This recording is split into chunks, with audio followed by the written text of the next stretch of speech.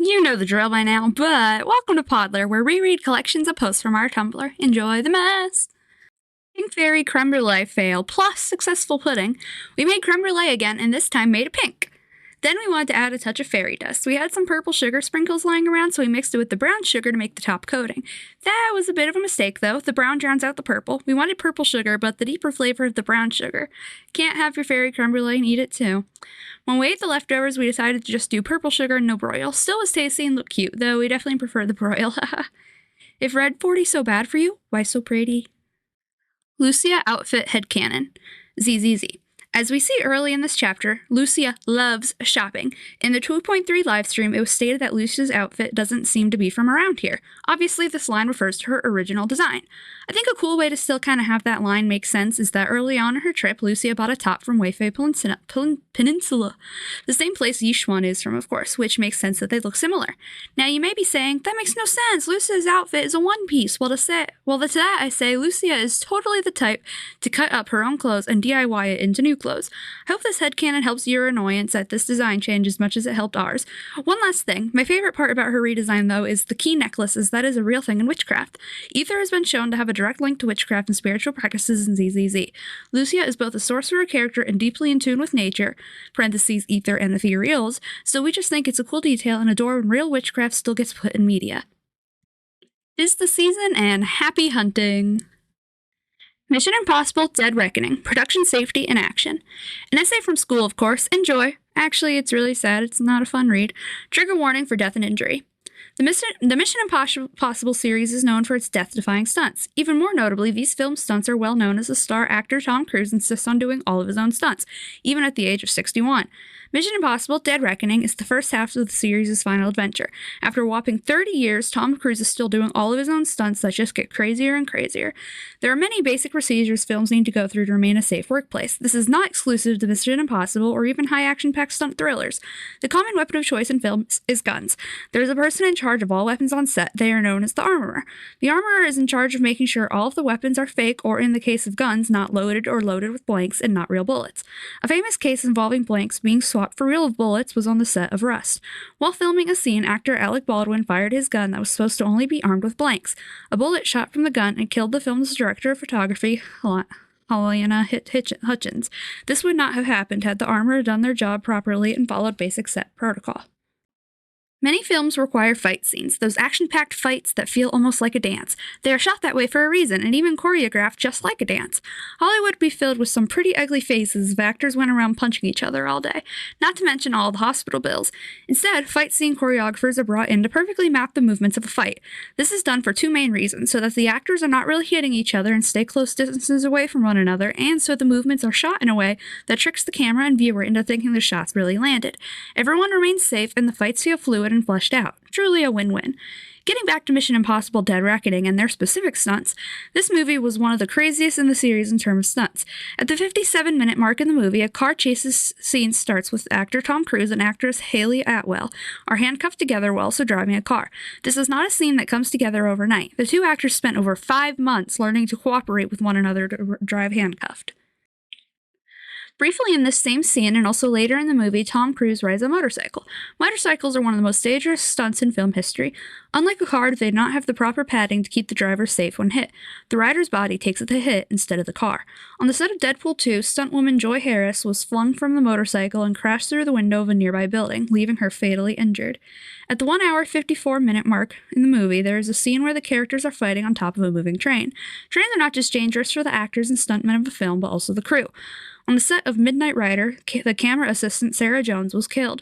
When a real-life train is needed for a movie, the owners of the railroad must be notified so the area can be blocked off and trains will only come through when needed for the film. Railroad workers will also be on set to help keep everyone safe. This did not happen on the set of Midnight Rider. Instead, a real railroad track was used without permission. A train came through, leaving many injured from the wind pressure the train created, with Sarah Jones being hit by debris and killed. Back to the topic of motorcycles, the most famous scene from Mission Impossible Dead Reckoning has to be the scene where Tom Cruise's character Ethan Hunt drives off a cliff while riding a motorcycle. This scene is so incredibly dangerous, one may be led to believe it's all CGI, but no. A ramp was built so Tom Cruise could easily really drive off a cliff and skydive off of his motorcycle. To prepare for this stunt, Tom Cruise did 13,000 jumps and 500 skydives. Luckily for Tom Cruise's safety, he was also attached to a set of wires that were edited out in post. The Mission Impossible movies are certainly almost impossible to film, but with proper set safety protocol, everyone on the cast and crew can remain safe while the impossible stunts become possible. No film is worth the life of a living creature. That is why these protocols exist, to keep everyone safe and also entertained. Rosie the Riveter, Corporate Feminism in Design. This is an essay analyzing the We Can Do It poster we saw in an art gallery the week of writing this. Of course, we've seen the poster before, though. Note, we did change the first paragraph of this essay to not talk location, haha. Amongst the walls of all the 2D artwork and 3D sculptures of the art gallery lies the eye-catching yellow off in the distance. A closer look reveals it as a familiar symbol of humanity and feminism, or rather reveals her as a familiar symbol. This is Rosie the Riveter. The We Can Do It poster featuring the character Rosie the Riveter was made by J. Howard Miller in 1943. His goal of the work is quite fascinating. It is rare that the ideas of corporate capitalism and progress for the lesser privileged match up, but Rosie the Riveter makes one of these rare circumstances. During World War II, most of the men in the USA were drafted and sent to war. This left no one to do any of the jobs. The country needed women to step up to the plate. In the We Can Do It poster, Rosie has her arm raised up to show her muscle, the light gleaming off of her arm to further accentuate those muscles. Muscles are heavily associated with strength in media. The pose of Rosie combined with the phrase "We can do it" shows women that they can attain what they were told was never possible, that the time is now. The point is made even more obvious to the brain with Rosie's arm being an implied line pointing straight towards the tagline. Rosie herself is also seemingly popping out from the background. She is eye-catching to the viewer. It is made clear this piece is to empower women. This is because the background is a striking yellow, a color that interests the viewer's eye immediately. Contrasting the background is Rosie's blue outfit and red head covering. This creates a color contrast that tricks the viewer's eye into recognizing Rosie as the subject of the photo despite her being offset and not in the center of the frame. Same technique is used for the "We Can Do It" slogan. It is put on a blue speech bubble that is also directly contrasts the yellow background, drawing the eye naturally to its message along with the big bolded letters. The message also clearly comes from Rosie as the speech bubble has a line directly pointing to her. Rosie being a character and not just words on a poster is a strong example of pathos. Words on a piece of paper will be consumed and understood by the viewer, yes, but the use of a character such as Rosie and the use of the word "we" invokes emotions in the viewer. The feeling that Rosie and the audience are being empowered side by side, that they together will make a change. She puts humanity into the words. Rosie the Riveter started out as a song in 1942 by Red Evans and John Jacob Leob. She then quickly grew into one of the most influential symbols in women's empowerment with J. Howard Miller's work. Despite the fact she was used as a tactic to get women in the workplace, aka to make money for the corporate agenda, she remains that symbol to this day. The first step to fighting the system is to be recognized within it, to be able to have women seen as equals so their voices matter, so their votes matter. No one can escape the system, so instead we must strive to make it better. Rosie the Riveter teaches us how. The History and Currents of Queer Censorship and Its Effects on the Media and Mind, an annotated bibliography. This paper is an annotated bibliography, which means it is explaining the sources and reasons we will be using them for an upcoming essay on the topic of queer censorship and the effects it has on the media, with a subtopic of the effects it has on the mind. 8 pages. Have fun. Oh god, I have to read all this. Jordan Rosenfield, 2024, Hays Code. This article goes into the depth of the history of the Hays Code and what it specifically entails. The article states the following Hays Code guidelines. Quote, "No picture shall be produced with which will lower the moral standards of those who see it. Hence the sympathy of the audience shall never be thrown into the side of crime, wrongdoing, evil, or sin. Correct standards of life, subject only to the requirements of drama and entertainment, shall be presented. Law, natural or human, shall not be ridiculed, nor shall sympathy be created for its violation." Rosenfield 2024 details these guidelines in a nice, easy-to-read list. The article then details additional rules added to the code in a similar fashion. Abortion shall be discouraged, shall never be more than suggested, and when referred to shall be condemned. The name of Jesus Christ should never be used except in reverence. Throughout the presentation, evil and good are never confused, and that evil is always recognized clearly as evil. The triangle that is, the love of a third party for one already married, needs carefully handling. The treatment should not throw sympathy against marriage as an institution, and criminals should not be made heroes even if they are historical criminals. Rosenfield 2024. Rosen then goes on to explain how the Hays Code rose from conservative critics calling movie directors criminals. Some were even murdered for these supposed crimes. Hollywood decided to censor itself before anyone else could. I chose this article as an easy explanation for the Hays Code. Despite being a very known topic in queer media circles, a general audience may not know what it is or what it entailed. Thus, they need a proper introduction. Rosenfield does this well. Maya S. Reddy, 2014, The Rainbow Effect, Exploring the Implications of Queer Representation in Film and Television on Social Change, page 6. In this paper on page 6, Reddy goes into detail on how queer media and characters affect queer people through representation. They explain how media lets the audience explore worlds and situations we would never otherwise be a part of to feel a different perspective. Reddy explains that characters are what most connect the audience through relatability. The characters can express the audience's wants and desires of who they want to be. I chose this paper as it shows the positive effects queer representation can have on the screen. Reddy and many others have had the experience of finally seeing someone like themselves on the big screen, the heartwarming feeling of finally being understood, perhaps even learning more about themselves on the way. It's important to note that positive aspects of queer representation before going into how it is being taken away and the effects of that. It helps to draw in the stakes. It gives the audience something to care about, something to fight for and want to protect. Wesley Ward, 2024. The Influence of the Hays Code on the Representation of Queer People in Mainstream Film and Animation, pages 18 through 21. The paper first reiterates what Rosenfield stated, that queer people must be condemned for their actions during the Hays Code era. Ward then goes a step further with an example using the work of Alfred Hitchcock, specifically that of the movies Rope, 1948, and Psycho, 1960. In the film Rope, there are scenes that are allegories for homosexual relations, i.e. sex, between two characters who commit murders together. The murders being what is linked to sex, creating a dark, twisted picture. In Psycho, the character of Norman Bates is a cross-dresser who commits murder and is not sound of mind. He is titularly a psycho. The paper further states that yes, queer people were technically allowed on screen, but in a way that furthered the stereotypes that all queer people are evil. Ward talks about how these movies promoted homophobia. Audiences went as far to audibly cheer on the deaths of these queer characters in theaters. I chose this paper for a few reasons. It once again affirms how bad the Hays Code was for queer film history and really history in general. It makes sure to link back the Hays Code in these films as the root cause of the issue. It explains to the audience the negative impact on society and film audiences. The movie promotes homophobia by propagating the idea that all queer people are evil killers, rapists, and groomers who are coming for you. Worse yet, maybe even your children. It also tells the queer audience themselves that they are evil. They can internalize these beliefs not just from the movies, but also the people around them sprouting these same ideas they learned in said movies.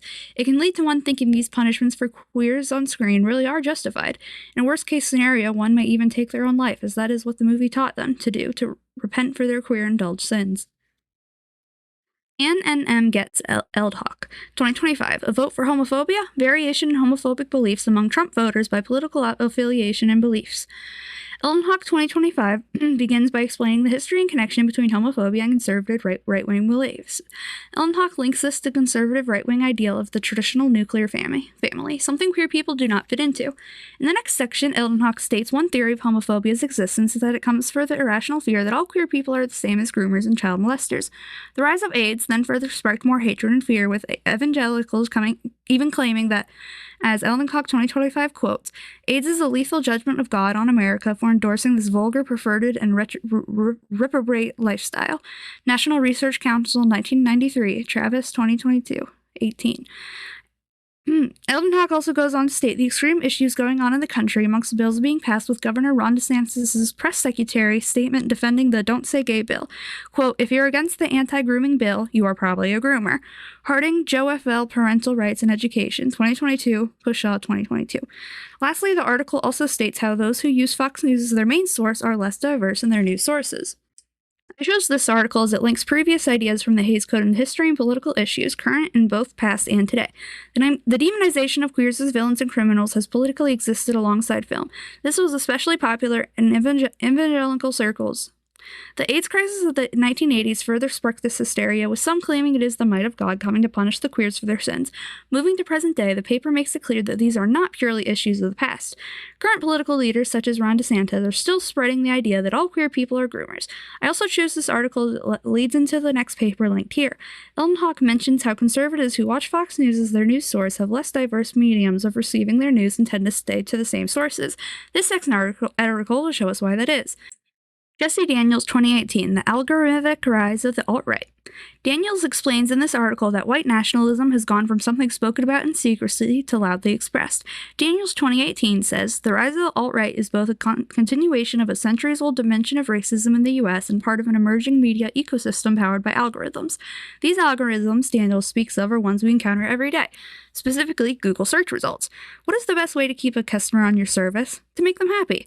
Thus, these algorithms will find medias that affirm the user's belief, never challenging them. This leads people like the example of white nationalists in Daniel's paper to go further and further down this dangerous bigotry rabbit hole." I chose this article as it explains the phenomenon presented in the previous article, why conservatives tend to use such fewer news resources. They never find anything that challenges their beliefs, further affirming their biases. This is a new problem presented by the digital age. Previously with movies, you see what you were given. If the movie is pro-queer or anti-queer, was not up to the audience to decide. They would just have to see the movie and make that judgment themselves. But now AI is feeding the audiences only what they want to hear, for better or worse. This leads to more extremist views, and in the user's perspective, there's absolutely nothing to challenge them. Lisa Schiff, 2025, Resisting Censorship and Defending the Integrity of Federally Supported Information. Schiff goes into detail within the first paragraph the dangers of the Trump administration, specifically on the topic of censorship, with, quote, "Federal information is under significant threat from the Trump administration's unprecedented levels of censorship, expressed through direct suppression of specific terms, distortion and deletion of research, and targeted cuts to agencies' funding and staffing that are the engine of federal information generation." Schiff, 2025. Schiff states that PEN America has spotted 350 terms that trigger reaction and investigation that something even leads to the ending of the research being conducted. Schiff then goes on to explain that this has happened before, that history repeats itself. This happened first in the George W. Bush administration, with Obama later fixing the issue. Then happened again during Trump's first term during the COVID pandemic, with then Biden fixing the issue. Now the country is back with Trump, and he is yet again causing the same problem with no one yet to fix it. Schiff, 2025, says, "Operationalizing Trump's stated intentions to end any considerations of gender, race, and ethnicity. These restrictions go as far as canceling funding for health research such as from the CDC, FDA, NCI, USDA, and NIH. Schiff 2025 states a problematic example. As a concrete example, the CDC was not allowed to release information at the end of March forecasting the spread of measles and the efficiency of the measles vaccine. By June 24, 2025, several months later, the CDC website reflected 1,227 confirmed measles cases across the country, compared to 285 in 2024. This shows the danger of these censorship to everyone in the country. Back to the topic of queer people, Schiff 2025 also states the administration's restrictions regarding concepts of race, ethnicity, gender, or sexual identity have also extended to federal information developed for the benefit of the general public in both online and physical venues. The Department of Defense implementation of these orders required eliminating all online, quote, DEI content and anything with a focus on, quote, immutable characteristics such as race, ethnicity, or sex. As a result, Arlington National Cemetery removed many pages from its website, including Jackie Robinson's military profile and a history of the World War II Navajo code talkers. I chose this article to show the dangers of the current Trump administration and what it means for queer representation in media, but also so much more. The way to get readers on board is to connect them to something. They need to feel like this can affect them. Trump's censorship on media research does just that. The research he is defunding will lead to the deaths of many Americans. The ending of the previous paragraph relates more to the topic of my upcoming essay, with anything labeled, quote, DEI content being censored and in worst-case scenarios being removed from the internet altogether. This sounds all too familiar, does it not? Censorship and the demonization of queer people is what led to things like the Hays Code, but it can also lead to worse things, such as violence, hate crimes, and death, with Trump's method of censorship feeling more like Nazi Germany than the self-censored Hollywood era of the Hays Code. This arising danger should be present in people's minds. Audiences should be aware of the ever-looming danger so we can fight back. Purple flowers and Festal, plus another unrelated DIY thing. So this started out because our mom gave us her broken giant Rapunzel because she got a new one. She didn't break it. She unfortunately came with her hand off. Our mom did glue it for us, but the crack was still visible. Sorry I didn't get it before pick. We thought it'd be cute to give her a flower bracelet to match the flowers in her hair, and purple, of course, to match her dress. We also thought some flowers would look cute on the cover of our spell book. This is some motivation to finally do more spells, lol. Oh, in Rapunzel's case, to finally watch her TV show. It does look very good. Now we have 2 more feet of flower left, so I don't know what to do with it. Unrelated thing. What's a person with interstitial cystitis' best friend? A TENS unit. Finally decided to put some stickers on this one. All we had on hand were some Pride ones, but man, they're funny. I'm specifically very proud of, quote, Hi, I'm Gay 7000. And yes, I'll be signing this off to take credit. Serena. Also love our new cat-themed bed sheets. Queer representation, the positive and negative effects. You know what time it is. College essay time. Kill me. For years, the queer community has been fighting for representation in media, the right to be seen, heard, and understood the same way non-queer people are. The community has gone through many ups and downs. Those effects on the quality of queer representation lead not only positive effects on the audiences when done right, but also disastrous ones. This goes not just for queer audiences, but everyone who consumes media. The first major hurdle the queer community faced was the Hays Code from 1934 to 1954. Despite its short lifespan in the grand scheme of things, its negative effects still linger in media to this very day. The Hays Code states that all media shown to be immoral and all media shown to be immoral in media must be punished within the narrative. Things included as immoral include queer relations and identities. If one wanted to show a queer character on screen, then that character must die to pay for their sins. Another common practice during this time was queer coding. Writers would drop hints throughout the media that a character was queer. It was vague enough that a cishet audience would not pick up on it, but a queer audience would. This meant that there was a queer representation during the Hays Code, but it was either hidden or condemned by death. This practice would have devastating effects on the audience and industry moving forward. Media provides an interesting and new way for the audience to understand the world, one not possible through normal means. It provides a safe atmosphere to explore things out of one's comfort zone, to live a life different than their own. With this human empathy, audiences can place themselves in these fictional worlds. At best, this can provide a good learning opportunity for the audience. At worst, this can lead to them falling victim to propaganda. Two movies by Alfred Hitchcock stand out in this instance, these films being Rope, 1948, and Psycho, 1960. In the film Rope, two characters go on a murder spree. Their murders are erotic and are a substitute for homosexual intercourse. In the film Psycho, the character of Norman Bates is a cross-dresser who targets women specifically. He dresses as a woman to infiltrate and kill women. These tropes within the film ingrain in the audience that all queer people are predators, that they are dangerous degenerates coming to hurt them. Audiences would even go as far as to cheer on the deaths of these queer characters in the theaters, sending a message not only to themselves, but real queer people, that queer people deserve this punishment, that they are evil villains and deserve to die. In the worst-case scenario, some queer people even take their own lives due to this narrative. These tropes even last to the modern day despite the removal of the Hays Code. A popular example is the Disney's Little Mermaid 1989. In this film, the main antagonist is a sea witch named Ursula. Her character is based off famous drag queen Divine. In this film, Ursula is both subtly hinted to be queer, so queer-coded. Disney goes on one step further to follow the Hays Code rules and kills Ursula at the end of the film, thus punishing her for her sin of queerness. Those are some negative effects of bad queer representation, but what happens when the representation is good? Just like how an audience can be convinced of horrible propaganda, they can also change for the better. That human empathy once again comes into play. Media lets the audience explore and live a life far different than their own. When a non-queer audience sees a queer character on screen, they see that character as human, as the same as all the other characters the queer person shares the screen with. When a queer person sees a queer character in media deal with the struggles of accepting oneself as they are, they may learn how to navigate a similar journey in their life. They can feel seen, heard, understood. Non-queer people have had media to look up to and learn from their entire existence. Good queer representation allows the same for queer people at last. Unfortunately, not all see it this way. A counter-argument can be made that queer representation in film can be problematic. Some claim that overexposure to queer media can turn one gay. Quote, "We have to remember that with social media, an algorithm responds to the person," he said, "so if you're starting to question your gender, you're going to look for related content, and then the algorithm affirms that. But you are still the active agent who is on social media liking things. The agency sometimes gets downplayed when we talk about the influence of social media." Hammock, 2024, paragraph 9. This quote from a certified psychologist reaffirms the point that queer people seeking guidance in their identity will seek out media that helps them with that, but a person who is cishet has the agency to not, quote, turn gay. While homosexuality and transgenderism used to be considered mental disorders, they no longer are. What is still considered as a mental disorder is gender dysphoria. It has been proven that the proper treatment for the condition is for the patient to transition to their desired gender. Some argue that this is unhealthy and happening to children in schools, when really all that happens in school are children are receiving a proper education on sex and bodily anatomy. No one is mutilating children like some Republicans claim. They use this baseless claim to try and censor what is learned and shown in schools. Not only does this censor movies that could be shown in class, but actual lessons about the real world. The only treatment a child would get for gender dysphoria are puberty blockers. These delay the body's puberty so that the child can choose which one they would prefer when they are older. Conservatives yet again claim that this is harmful, but there has been no evidence to back them up. Research shows that they are perfectly safe to use. The only risks presented are risks that come from the hormones they end up taking. For testosterone, there will be an increased risk of cardiovascular issues like all people born male have. People taking estrogen will have a higher risk of breast cancer, just like all people born female do.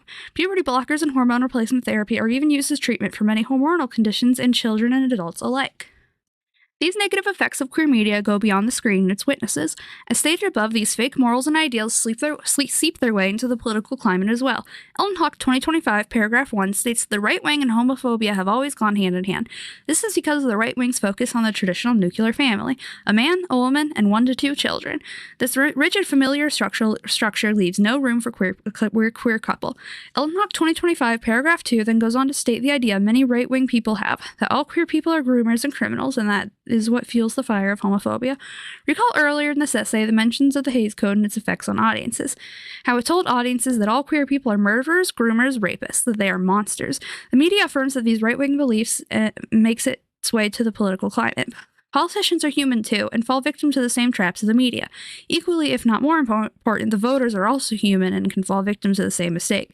In the case of the voter, it comes at a worse cost. A politician can promote these ideals yet not believe them. It can be purely a ploy for power. A voter is trying to do what is best for their country and its citizens, but they may fall victim to falsehoods. The rise of the AIDS epidemic in 1981 further spread the mass hysteria that is homophobia. Some evangelicals went as far as to call AIDS a lethal judgment from God. Governor Ron DeSantis' press secretary's statement defending the Don't Say Gay bill is very telling for the state of modern political climate surrounding queer people. Quote, "If you're against the anti-grooming bill, you're probably a groomer." Christina Pushaw, 2022. In this statement, Governor Ron DeSantis' press secretary directly calls queer people groomers. There are cases of political leaders calling for the death penalty for pedophiles only for the next day they claim all queer people are pedophiles. They twist words using a justifiably moral sentiment and turning it sour. Films are just one part of modern media today. Another big player is social media. Social media is run by algorithms. It sees what the user likes and shows the user more of it to keep them engaged. This can also go the opposite way, the algorithm showing the user things they hate so they argue online and keep using the app.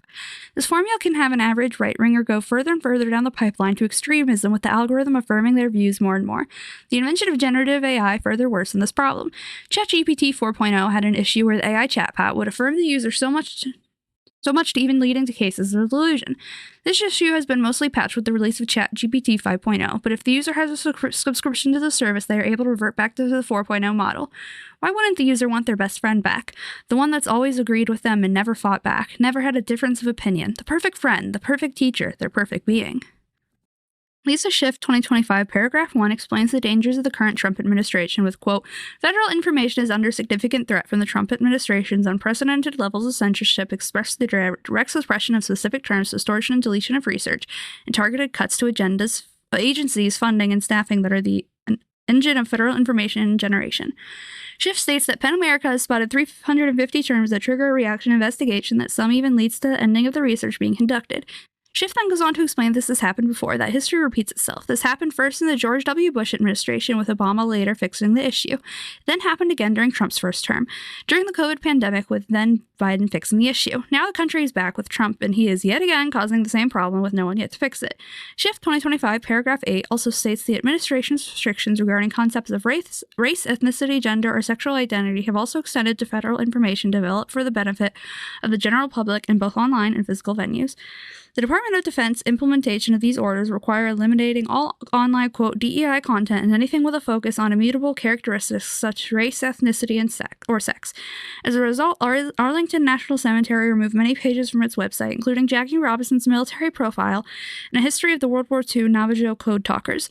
This censorship goes beyond the lack of queer characters on the big screen. Knowledge is being hidden from the masses to more widely spread misinformation and fear. This can even be one of the first signs of war, as the same happened before World War II, with the burning of books on Jewish and trans identities. All hope is not lost.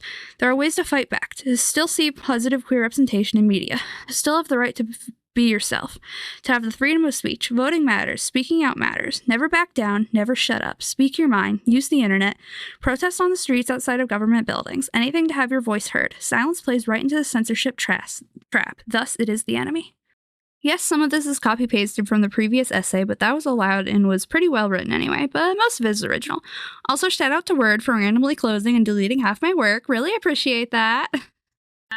Is it apparent my voice is giving out while reading this? I feel like I'm gonna pass out and I'm losing my voice. Why the fuck? Anyway, I'll record the rest of this tomorrow. See you then. Hello, it's tomorrow now. I'm coughing from long COVID. This is going great. Vox iPad. Hopping in on the Vox tablet trend, Lamau. 11 days late as the poor guy was locked in a college dorm over the holidays. Now that's truly hell. She is beauty. She is grace. She is deceit. Finally, Shadow Milk Cookie Beast Raid today means cute outfit for Shadow Milk Cookie. Finally, putting him in this cute little fount dress. I've had this in my head for weeks. Glad to have finally done it. Update. Got the finished set, so we finally got the eyes and mouth. Look at him, so cute! Does anyone have, is there, a maid dress my cookie? Because I have an idea. Zeke and Fortnite, but a bit wider. Close enough, now. Wish they had more options for build. It was either way too skinny or chunky. Went with chunky, lol. Zeke is a very long cat IRL, which makes him a bit fatter than the standard cat model, but this one is very exaggerated. Oh well, Lamau. 'Tis close enough and kind of funny. Think I'll get the $20? Our dad said we'd get $20 if we made the cabinet. Mom said she was going to do it and for us not to help, so gonna try and make that bag still. Edit. Did not get the $20. Franny face. Studio bedroom door. So we got this slate to hang up on our door because film school, duh, but also we plan to color in a red dot under, quote, on air, question mark, when we're streaming so people know to keep the door shut. Unless they quietly let in a cat who has separation issues. And then S is for studio, trying to make the bedroom sound cooler than it is now. We're going to try to stream for the first time during winter break. Super excited. 2 more finals to go. As of writing this, those finals are done. I'm so dead. Gun safety on set. One of the most dangerous industries to work in is not one the average person may expect. Sure, there are dangers to working in construction sites and hospitals. Still, one of the top-ranking most dangerous workplaces are movie sets. Since just 2002, there have been 150 catastrophic injuries, with 47 of them resulting in death. This doesn't even track the more minor and common injuries, such as falls that can be caused by wires and moved equipment. One guest speaker mentioned someone on the crew had moved the stairs off a set, resulting in another crew member falling and getting injured. A lot of incidents that make the news are ones to result from props gone wrong, mainly firearms. Guns are already such a dangerous weapon that have changed the world forever. Thus, when on set, they need to be handled with the utmost care and observation. This is the job of someone called the armorer. It is still everyone's job on set to keep up with safety protocols and inspect guns and other weapons for themselves before handling them, but it is specifically the job of the armorer to do these checks. When these checks fail, serious things can go wrong. A well-known case of guns gone wrong on set was from the film Rust in 2021 when actor Alec Baldwin fired a gun meant to have a blank inside. The gun in reality was loaded and shot and killed cinematographer Haley Hutchins. Another guest speaker shared his theory on what had happened. His guess was that the prop guns were being used at ranges with real live rounds. A mix-up happened where the live rounds and blanks were mixed up, resulting in a live round being an actor Alec Baldwin's prop gun. This is all just a theory from our guest speaker, but it is still very possible. 2021's Rust incident was not the first of its kind. Another well-known gun incident on set was during the making of the 1994 film The Crow. During the filming of the movie in 1993, the star of the film, Brandon Lee, son of Bruce Lee, was shot and killed by a prop gun by actor Michael Mass. The incident is similar to that of Rust, where blanks and live rounds were both involved in the same gun. This time, the gun was supposed to be loaded with a blank, and it was. The issue was that the tip of a live round was wedged in the barrel of the gun. When Michael Mass fired, the live round tip shot its way into Brandon Lee's abdomen, leaving him fatally injured. The scene was filmed like normal as everyone thought Brandon Lee's fall to the ground was some amazing acting. Brandon Lee never got up. The medic on the film, Clyde Basie, said Brandon Lee fell backwards, assuming like everyone else that it was just acting. When the director called cut, they did their job properly and went to ask Brandon Lee if he was alright. Brandon Lee did not respond. Clyde Basie did the proper protocol until emergency services took Brandon Lee to the hospital. He later died in surgery. The bullet had traveled from where he was hit in his abdomen into its final resting place of his spine. The firearm consultant on The Crow, James Moyer, was sent home early on the fateful day. The director, Alex Proyas, decided that even without any proper supervision of the weapon that he wanted to shoot this scene that day. This seemingly simple decision led to the death of a young 28-year-old man with a promising career ahead of him. The reason there were live rounds in the gun were more professional than what potentially happened in Rust. This time, dummy rounds were put into the barrel for a close-up shot so the gun seemed loaded.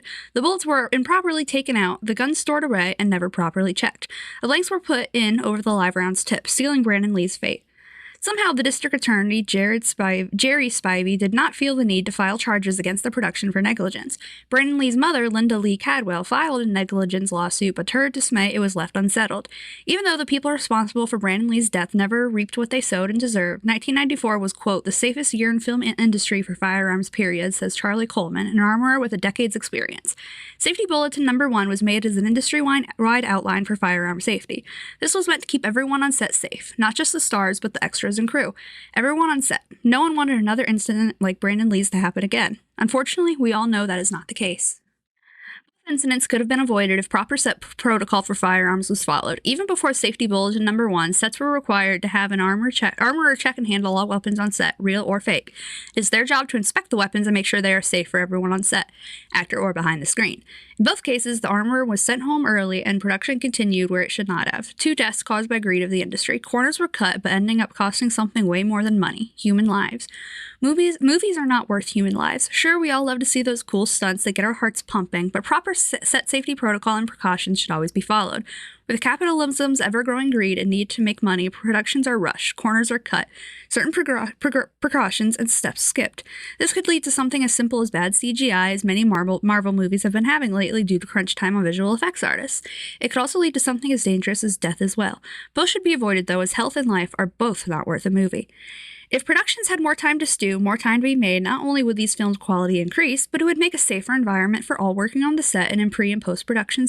Safety is the number one most important thing. Every single guest speaker has highlighted this in our class. From the Kelly Clarkson Show, to sets of high and low budget films, to sports. All of these different sets require this one thing at the highest priority: safety.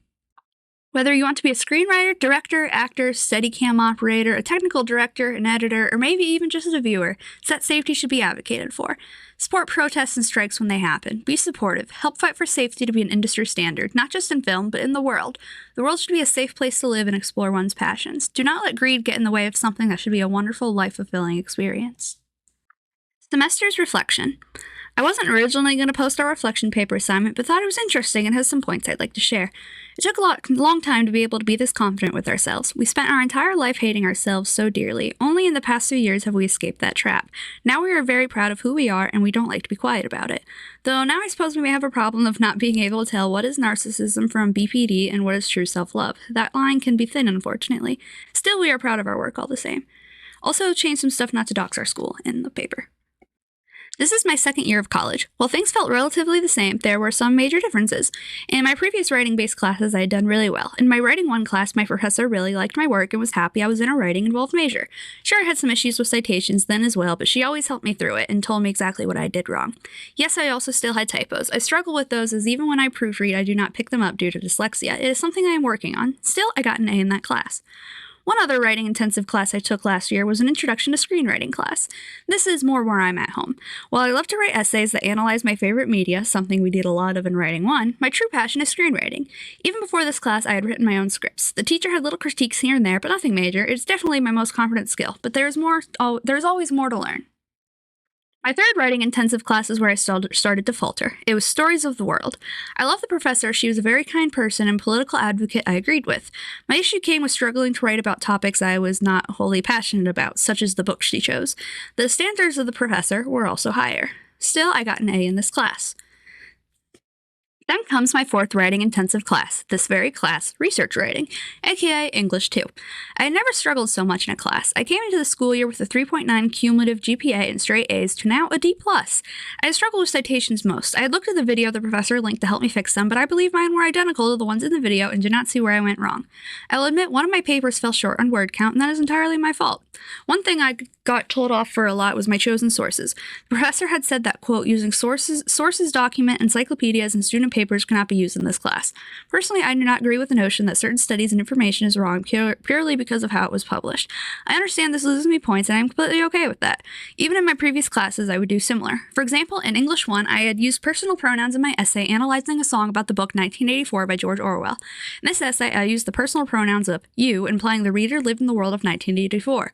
I did this so the viewer felt the terror of living in that world, to feel the dread of Big Brother watching your every move, even your every thought. I lost points for this, but I did not care. I value my work more than a grade. I believe I did not deserve the A in this class. Some papers fell short due to burnout, I will admit. I still do not think I deserve the D+ either. I would say anywhere between C and B is accurate. I think my writing does well to prove my points, even if some methods are deemed unconventional. I also find it ridiculous to fail papers over citations that are slightly messed up. It is still made clear what my source is. The proper way of doing it is just a pointless human construct. This is just my personal opinion, of course, but it does lead into a deeper conversation about elitism and bigotry in education and language that we do not need to go into here. As you can see, though, I care greatly about these topics and refuse to conform to them until it bites me in the ass, aka I need a paycheck to survive. My major outlook on the course was the papers, as those are what I enjoy and take pride in most. Yet I believe there were most likely a paper's worth of points from discussion posts in this class. Discussion posts have never interested me much, as I do not ever really intend to connect with the students in online classes. Some do not even live here where the campus is located. Though I still understand their importance, it is good to see others' perspectives to grow your own.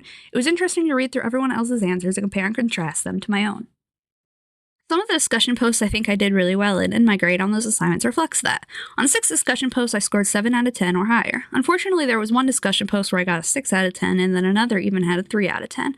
I do not believe this was wholly deserved. Yes, the assignment was to state your argumentative thesis statement, but I lost points for doing so. I believe my argumentative thesis statement and topic and subtopic were one and the same.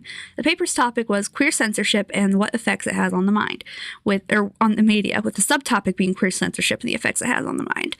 Both of these topics are things that Republicans and some others argue about constantly. They do not see these statements as fact. Therefore, in the paper, I had to argue for their existence as fact. That in itself was the argument. Perhaps I did not explain this well enough in the discussion post. Thus, I do not believe I deserve the perfect 10 out of 10, but I do find a 3 to be a tad harsh. Though overall, I am happy with my discussion post grades and my personal performance. Overall, keeping discussion posts and papers in mind, now I still think I deserved a C or B.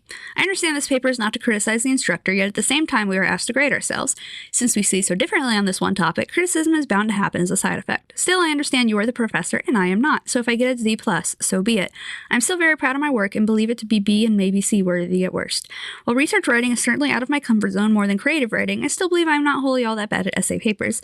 This semester taught me that everyone is different. I and certain professors may not see eye to eye. Some professors may not even see eye to eye as each other, as I have had such a wide variety of input throughout the semesters. Regardless, I will always try to take in the input and try to better my own work, as I take such deep pride in it. Thank you for the interesting class and for standing up and raising awareness for such topics in these times of hardship. I wish you well. Surprising absolutely no one, I failed this paper and just barely passed the class with a D. I actually got a penalty on the paper for, quote, criticizing the instructor/course. If that doesn't scream ego, I don't know what does. But yeah, I passed. I don't care anymore. Anyway, that was today's Podlr. This was my longest one yet, and frankly could have been split into 2 Podlrs, but, no, I don't feel like doing that. So, see you next time, probably at the end of next semester. That seems to be how this is going.